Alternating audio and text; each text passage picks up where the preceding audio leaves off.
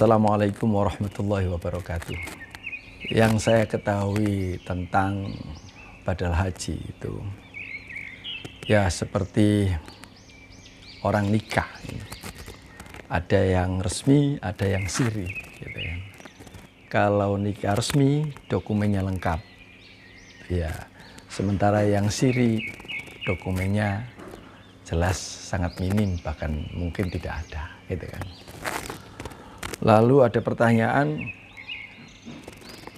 mengapa badal haji itu ada yang di atas 20 juta? Sementara banyak juga yang menawarkan di bawah 10 juta. Nah itu ada kaitannya karena seperti nikah siri dan nikah resmi tadi.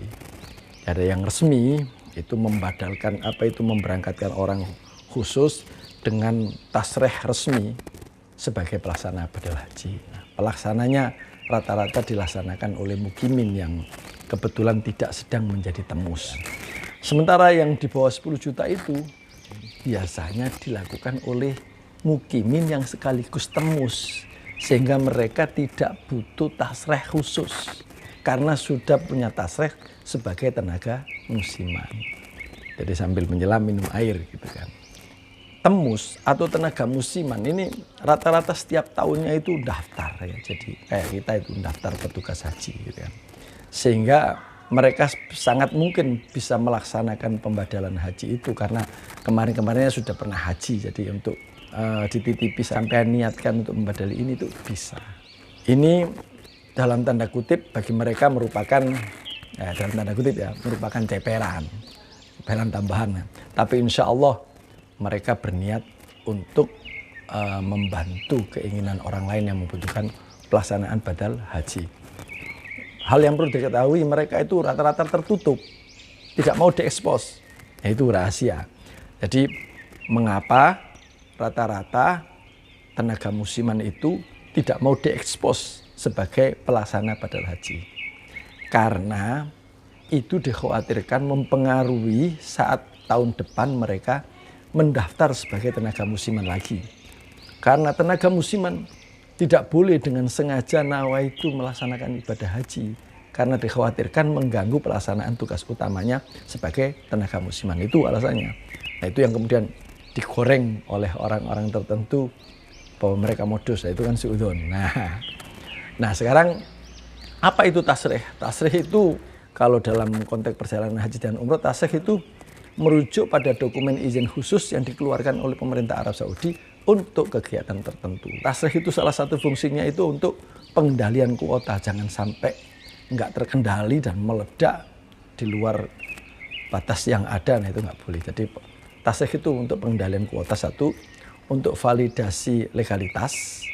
Jadi orang ini resmi apa tidak kan gitu kan, atau merupakan akses memasuki area haji. Area haji itu apa? Mina, Arafah, dan Muzdalifah. Nah gitu. Kemudian ada lagi pertanyaan, apa itu sertifikat badal haji? Nah gini, tentang syahada atau sertifikat badal haji atau sertifikat hajj anil ghair itu jujur saya sendiri belum pernah melihat ada syahada atau sertifikat badal haji yang diterbitkan khusus oleh pemerintah atau kerajaan. Kecuali kalau ada jamaah reguler itu, kemudian saat menjelang wukuf beliau meninggal, nah itu dibadalkan, itu diberangkatkan resmi oleh pemerintah dan mereka nanti dapat sertifikat badal haji, stempel Garuda, tanda resmi dari pemerintah. Nah itu, adapun sertifikat yang beredar di masyarakat tentang badal haji itu biasanya diterbitkan oleh kelompok-kelompok penyelenggara badal haji. Ada sebagian KPIU juga menerbitkan, ada juga perkumpulan mukimin yang biasanya mengordinir pelaksana badal. Jadi ada yang mempunyai inisiatif mengordinir temus-temus itu. Jadi ini ada titipan badal haji, kamu ya. Nah, itu dibagi di antara teman mereka dan itu sekali lagi seperti nikah siri tadi, jadi nggak diekspos gitu. Itu yang membuat yang 20 juta ada videonya karena memang memberangkatkan orang secara resmi, sementara yang titip lewat temus tadi sambil mereka sudah punya syahadah sebagai petugas, tapi kita titipi untuk membadalkan haji gitu. Jadi itu dikoordinir oleh mereka dan mereka yang menerbitkan syahadat tadi. Tadi tidak dari pemerintah itu. Sekali lagi ya seperti nikah resmi dan siri tadi. Nah, apakah yang murah, yang harganya di bawah 10 juta itu tadi, yang di bawah 20 juta itu amanah? Nah, itu kembali kepada orang masing-masing. Nah, kita perlu punya kenalan yang terpercaya. Kalau bapak-bapak kiai itu biasanya punya santri yang sedang belajar di sana. Nah, mereka titip ke santri-santrinya tadi. Jelas, insya Allah mereka amanah. Atau seperti saya punya beberapa kenalan, banyaklah kenalan di sana yang kemudian mengkoordinir pelaksanaan ibadah haji itu.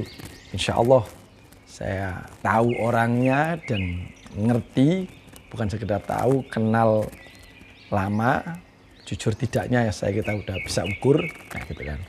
Kalau beredar di TikTok tentang pelaksana badal haji yang abal-abal, hanya video langsung buyar kayak gitu, itu kembali lagi oknum. Di mana-mana instansi, di mana-mana organisasi, di mana-mana hubungan sosial itu tetap oknum itu selalu ada. Jadi apa kuncinya? Yang penting punya channel yang terpercaya. Terus tentang keabsahan apakah baik? Kan itu tetap menyalahi aturan.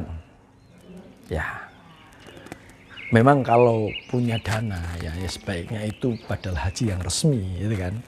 Tapi kalau punya hajat untuk membadalkan orang tua, kok selama ini delala punya cita-cita menghajikan orang tua, kok sampai beliau meninggal itu tidak bisa terlaksana. Kemudian sampai beliau meninggal pun uang ini juga kok terbatas, ya nggak apa-apa sih saya rasa.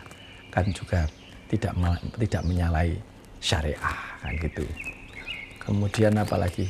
Apa ada hadisnya? Ada hadisnya. Ada seorang sahabat bertanya kepada Rasul, Rasul, orang tua kami itu dulu pernah punya niat mau haji tapi kemudian meninggal.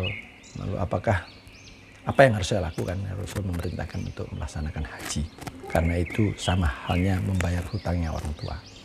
Terima kasih, semoga manfaat. Sekali lagi itu sebatas yang saya tahu. Kalau ada yang memberikan info lebih, monggo. Dan memang kalau sudah berniat ingin membadalkan, dasarnya ya memang harus husnudzon dan ikhlas lillahi ta'ala.